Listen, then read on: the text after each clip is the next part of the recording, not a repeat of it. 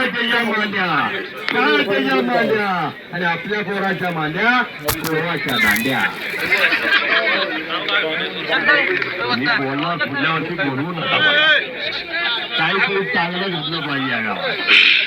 आलेल्या प्रेक्षकांनो, तुमच्या घराची सगळं तयार ठेवा.